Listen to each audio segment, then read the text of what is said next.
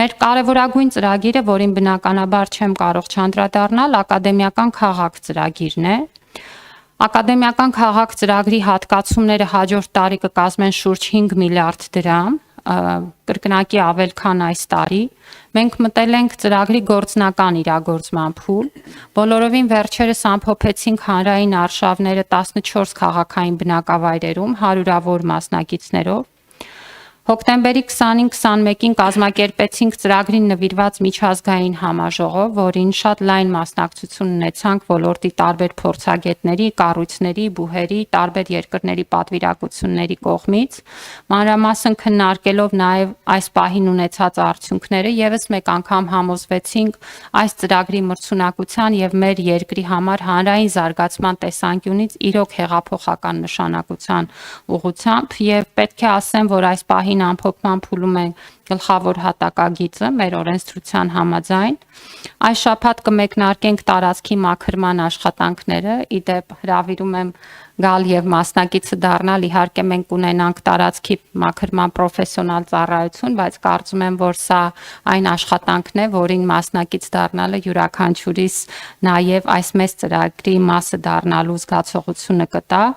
Արդեն իսկ նախապատրաստում ենք ուրեմն կոմունալ ենթակառուցվածքների մրցույթները, տեխնիկական բնութագրերը տկենի մեր գործընկերների հետ աջակցությամբ մշակված են եւ առաջիկայում թե ռոռոկման համակարգի թե էլեկտրական ուրեմն հոսանքի գծերի տեղափոխման եւ նաեւ այս ուղղությամբ անհրաժեշտ աշխատանքների մրցույթները կնախապատրաստվեն։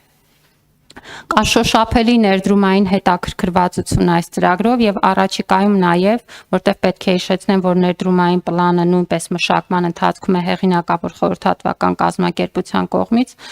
բուն ներդրումային պլանի իրագործմամբ կմեկնարկենք առաջին փուլը եւ պետք է հիշեցնեմ, որ առաջին փուլում մենք պլանավորել ենք տեխնոլոգիական կլաստերի կառուցումը, շուրջ 3600 ուսանողական կացարանների կառուցումը, անհրաժեշտ այլ ենթակառուցվածքներ, ինչպես ճանապարհներն են, այլ քաղաքի գործունեության համար անհրաժեշտ ենթակառուցվածքներն են։ Եվ բնականաբար այս ծրագրի հետ կապված բոլոր մանրամասները ներառված են պետական բյուջեում եւ աշխատանքները կիրականացվեն նաեւ պետական բյուջեից դուրս, որտեղ ներդրումային պլանի եւ փաթեթների շրջանակներում նախատեսում ենք նաեւ ներգրավել այլ ֆինանսական միջոցներ։ Բայց պետք է հիշեցնեմ, որ մենք այս տարի մի կարևոր ուղենշային աշխատանք ավարտեցինք, որը բարձրագույն կրթության եւ գիտության նոր օրենքի ընդունումն էր, որի համար ուզում եմ շնորհակալություն հայտնել ազգային ժողովի գործընկերներին եւ հատկապես գլխադասային հանձնաժողովին եւ նաեւ պետք է հիշեցնեմ, որ հիմա քննարկման է ներկայացված գիտության ռազմավարությունը առաջիկա 5 տարիների համար, որը ճիշտ պահն էր, որտեղ մենք կառավարության ծրագրի նախորդ հնգամյա շրջանում արդեն իսկ ըստ էության իրագործել էինք գիտության ոլորտում զարգացման այն թիրախները, որոնք նախանշված էին։ Հաճախ մենք նշում ենք, որ գուցե գիտության ոլորտը այն ոլորտն է, որտեղ առաջիններից մեկն է, որ կառավարության ծրագրով նախատեսված թիրախները իրենց նպատակները արձանագրել են եւ հաջորդ 5 տարվա շրջափուլի համար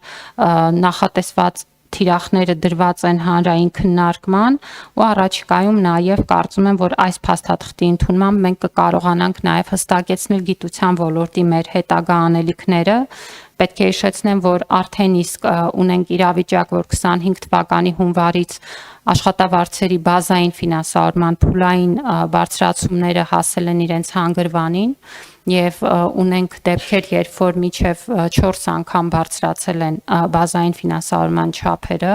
դառնալով շատ մրցունակ ոլորտի եւ նաեւ միջազգային մակարդակում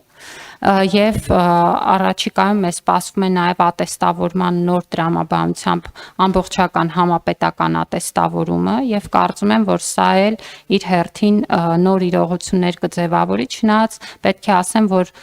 մենք տեսնում ենք, որ մեր գիտական կառույցները բավականին վաղ նախապատրաստվել են ատեստավորմանը եւ արդեն իսկ գիտեն թե իրենց թույլ տեղերը եւ թե աշխատանք են տարել դրանք ուրեմն ուղղելու ուղղությամբ։ Պետք է նաև հիշեցնեմ, որ այս տարի պետությունը մի շատ կարևոր նախաձեռնություն սկսեց, որը գիտության ու գիտական հետազոտության հնարավորությունները ընդլայնում է նաև մասնավոր ոլորտի համար, եւ սա շատ կարևոր եմ համարում, որտեղ գիտական հետազոտությունը չպետք է լինի միայն պետության իրավասությամբ իրականացվող մի գործընթաց, այլ նաև պետք է մեծապես խրախուսվի ուրեմն մասնավորի կողմից, եւ մենք այս պահին արդեն ունենք իրավիճակ, որ ստացել ենք հայտեր, գնահատվել է ինչքանով է մասնավորի ներկայացված հայտերը համապատասխանում գիտական հետազոտությունների եւ փորձարարական մշակումների չափանիշներին, 42 կազմակերպություններ մասնավոր արդեն իսկ այդպիսի որակում են ստացել, 521 հետազոտողների մասին ենք խոսում։ Այսինքն այս պահին արդեն մենք տեսնում ենք, որ մասնավորի 42 կառույցներ 521 հետազոտողներով իրականացնում են գիտահետազոտական աշխատանքներ եւ փորձարարական մշակումներ, եւ նրանք